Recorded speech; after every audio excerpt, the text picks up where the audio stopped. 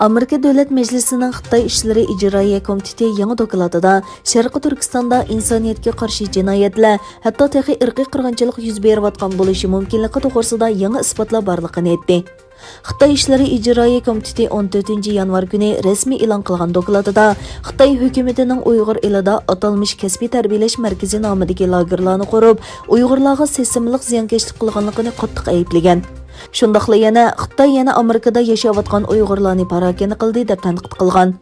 Amerika Davlat Majlisidagi har ikki partiya a'zolaridan tashkillangan bu komitet dokladda yana Amerika hukumatidan darhol Uyg'ur elida vahshiylikning sodir qilinmaganligi to'g'risida qaror chiqarishni talab qilgan.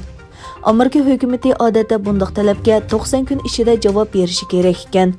Xitoy ishlari ijroiya komiteti raisi, Avam palata a'zosi Jim Makrovin Xitoy hukumatining o'tgan bir yildagi kishilik huquq xotirasini kishini cho'chitadigan darajada va misli ko'rilmagan deb baholash bilan birga Amerika Davlat Majlisidan va kelgusi Bayden hukumatidan Beyjingni javobgarlikka tortishni talab qilgan.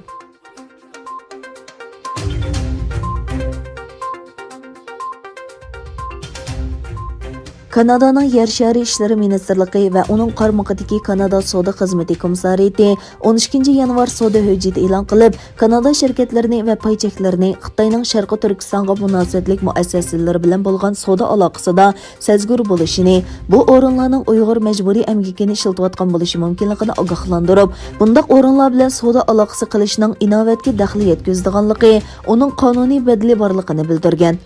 Kanada Yer shari ishlari ministrligining hujjatida Uyg'ur va boshqa osonliq millatlar uchrayotgan dafsanchilikning keng ko'lamda tutqun qilish, keng ko'lamda bolalarni ota-onalaridan ayirib etish, diniy ibodat va madaniyat faoliyatlarini bostirish, majburiy emgakka silish, nishonliq bostirish va nazorat tadbirlarini yo'lga qo'yish, tug'mas qilish, tan jazosi va boshqa qo'pol muomala shakllarini o'z ichiga oladiganligi, majburiy emgakning butkul Xitoyga kengayganligi bildirilgan. 12 dekabr Angliya Xitoyning majburiy emgakiga qarshi yangi tadbirlarni e'lon qilgan bo'lib, Xitoyning Birlashgan Davlatlar Tashkilotida turishliq bosh elchisi Jang buni Xitoyning ichki ishlariga aralashganlik deb atagan.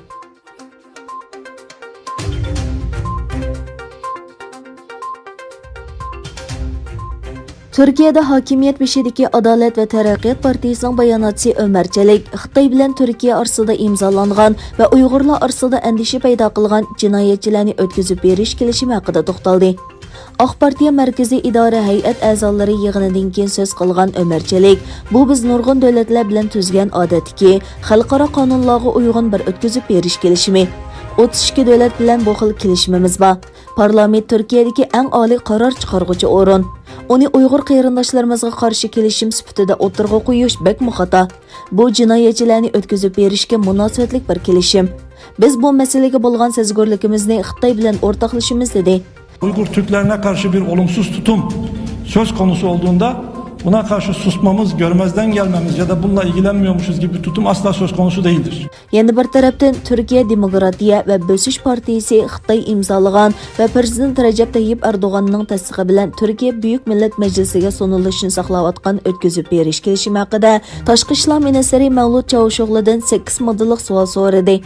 Mazkur partiyaning qonun ishlariga mas'ul muavin raisi Yanaroğlu payshanba kuni e'lon qilgan bayonotida Turkiyaning kishilik huquqi daxl taruz qilish xotirasi nachar bo'lgan Xitoy bilan tuzgan kelishimni tasdiqlashining Yevropa kishilik huquq ahdinomisidagi majburiyatlarga xiloflik qilganlik bo'ladiganligini o'tirib qo'ydi.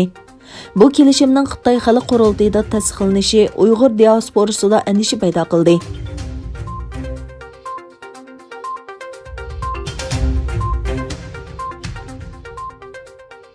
Amerika Savdo Ministrligi Amerikaning davlat bexatarligiga tahdid solganligini aytib, Xitoy davlatlik dengiz okean neft shirkati va Xitoy Skyzone shirkatini qora tizimlikka kirgizganligini e'lon qildi. Amerika Savdo Ministrligi e'lon qilgan bayonotda har ikki shirkatning Amerikaning davlat bexatarligiga tahdid solganligi o'tirg'a qo'yildi. Bayonotda Xitoy davlatlik dengiz okean neft shirkatining Xitoyning Janubiy dengizdagi qo'shinlarini qo'rqitishga yordam berganligi va Skyzonening harbiy aeroplan motori qatorliq mahsulotlarni taraqqiy qildirish iqtidori borligi o'tirg'a qo'yilgan.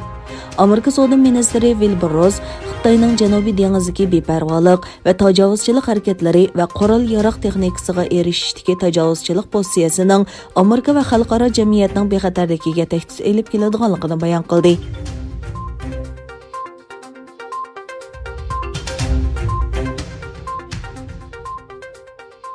Xitoy raisi Xi Jinping Starbucks'ın yaqinqi yillarda buzilgan Amerika-Xitoy munosabatining yaxshilanishiga yordam qilishni talab qildi. Xi Starbucks'ning pensiyaga chiqqan farzandi Howard Schultzga yozgan xatida mundaq degan: "Men Starbucks'ning Amerika bilan Xitoy o'rtasidagi iqtisodiy, savdo va ikki taraflik munosabatni yaxshilash uchun aktiv kuch chiqarishini umid qilaman." Xinhua agentligi e'lon qilgan bu xat 6 yanvar yozilgan. Xi Jinping yana Xitoy Starbucks qatorliq shirkatlarni yer shari taraqqiyot boshlig'i bilan ta'minlaydigan to'liq zamonaviy sotsialistik davlat qurish uchun yangi safarga otlandi degan.